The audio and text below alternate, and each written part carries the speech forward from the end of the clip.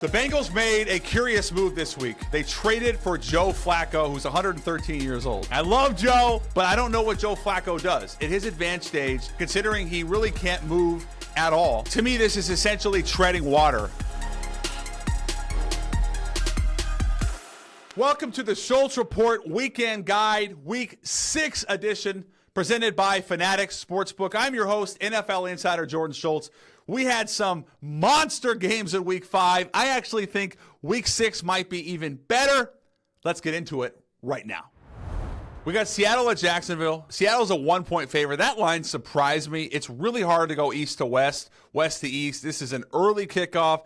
Your body clock is off. So we saw Jacksonville come off a monster win against the Chiefs on Monday night. They came back, and that's a 4-1 team now. A 4-1 team that looks like a legitimate problem, not only in the AFC South, but maybe in the AFC. It's the Trevor Lawrence we've always wanted to see, and I think Liam Cohen has really unlocked him. I also think defensively, you're seeing a really impressive unit. They lead the NFL in takeaways. You saw Devin Lloyd with his pick 6 playing like a first-team All-Pro. You've obviously got Eric Armstead. Trayvon Walker, who has been a wrecking ball on the edge. Hopefully he comes back. Jacksonville has a lot of pieces.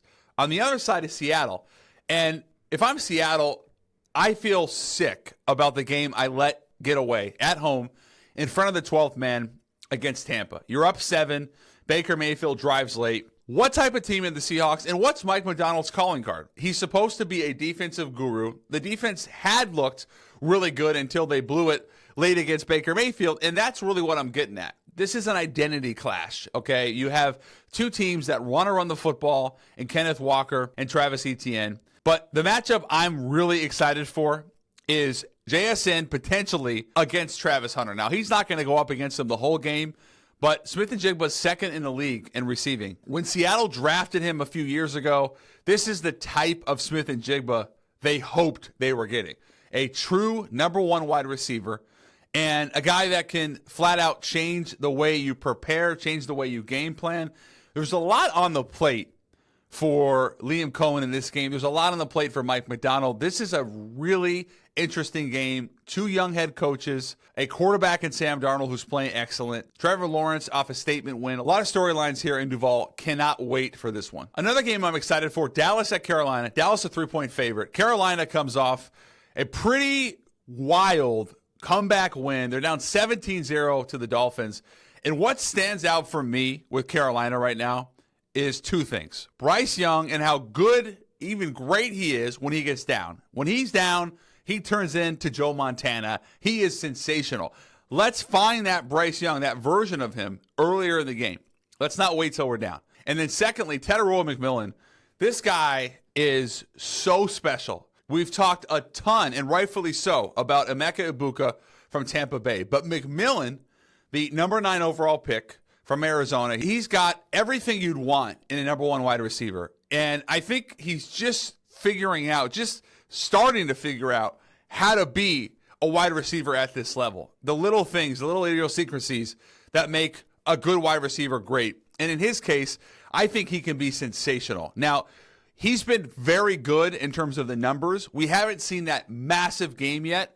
I wonder if it comes against Dallas, and I wonder how much Trayvon Diggs covers him in this game. Diggs is a terrific corner. Deron Bland's been in and out of the lineup. Does he shadow him? You also have Rico Dowdle, who comes off over 200 yards, former Cowboy. He's been really, really good for Carolina. So this is just a fascinating game for me, more so for Carolina, because I think I know what Dallas is. Dallas is a team that needs to outscore you. They're a team that wants to get to 30, 35, maybe even 40, 400 or 500 yards. They're an offensive team.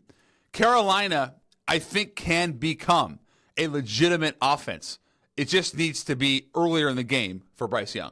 Another big game, Rams 7.5-point favorites at Baltimore. When I watched Cooper Rush struggle the way he did last week, I was reminded just how dominant and special Lamar Jackson is. But then you start to look at how battered that secondary is, that defense. Matt Abuke is out. Obviously, they didn't have Kyle Hamilton. You could go down the line. The pressure is mounting for John Harbaugh. 1-4 is not going to be tolerated. 1-5 certainly won't. Baltimore had legitimate Super Bowl aspirations before this season. And so I'm not sure what the fix is with all these injuries.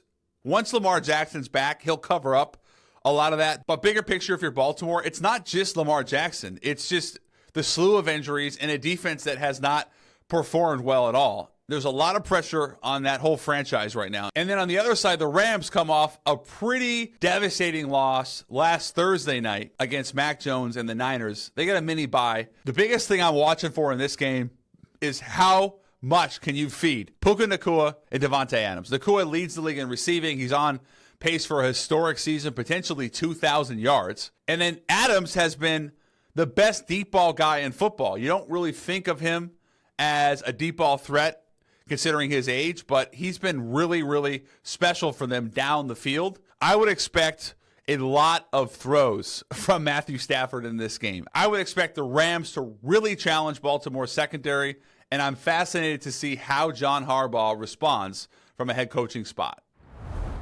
Other sports books just don't hit right, but FanCash makes switching to Fanatics Sportsbook easy. Only Fanatics gives you up to 10% back on all bets, win or lose. You can use your FanCash to unlock the world of Fanatics, from more bets to tickets to memorabilia and one-of-a-kind experiences that only Fanatics can offer. Don't leave rewards on the table this football season. Switch to Fanatics Sportsbook and let the FanCash roll in. Winning hits different here. Must be 21 plus. Gambling problem, call 1-800-GAMBLER. Connecticut, call 888-789-7777. Massachusetts, call 800-327-5050. New York, call 877-8-HOPE-NY. Maryland, visit mdgamblinghelp.org. Not available in all states. Terms apply. See Fanatics Sportsbook app.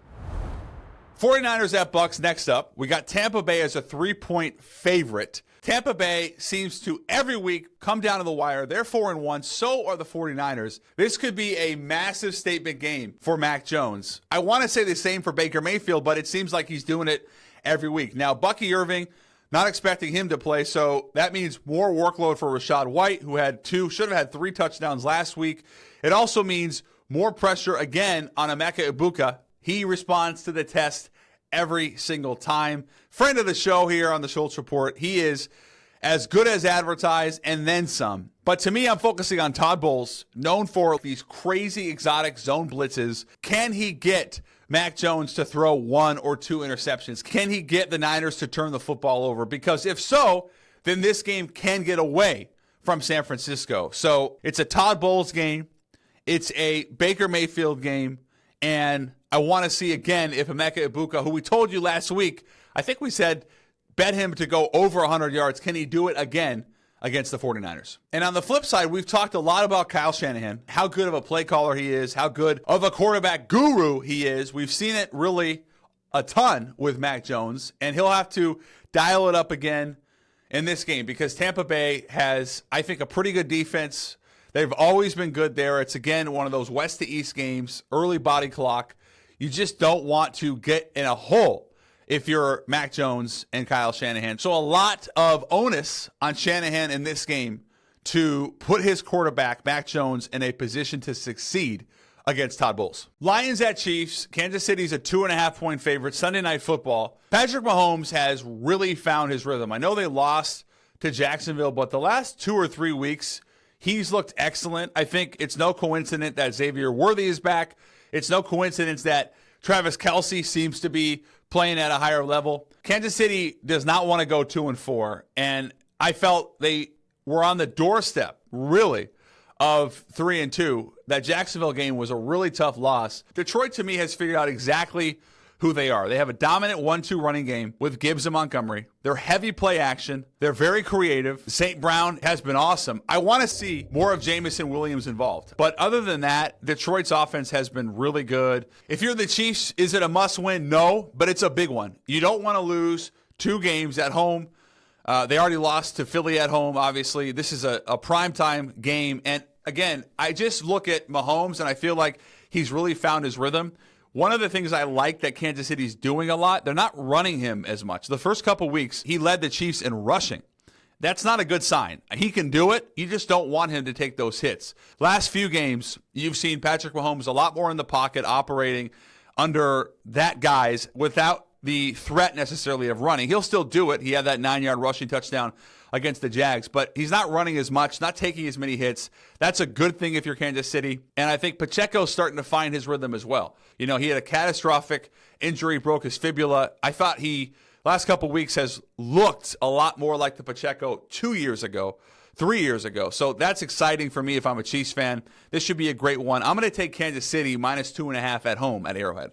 It's not often we highlight two coaches in a game, but we're going to do it with Kansas City hosting the Lions. You got Andy Reid against Dan Campbell. You got Andy Reid, as good a play caller as there's ever been. He has a play call, they said during the Monday night broadcast, is actually an entirely different play sheet almost when it comes to the red zone, which is pretty cool when you think about it. And then Dan Campbell, the grit, all the charisma. I mean, who doesn't love Dan Campbell? We had an opportunity to spend some time with him in the preseason, went out to Detroit, really enjoyed it. He is as advertised in terms of the leadership qualities. But this is also the type of game you look at. You see Dan Campbell wants to send a statement that he doesn't need his coordinators, right? I mean, maybe I'm thinking a little outside the box.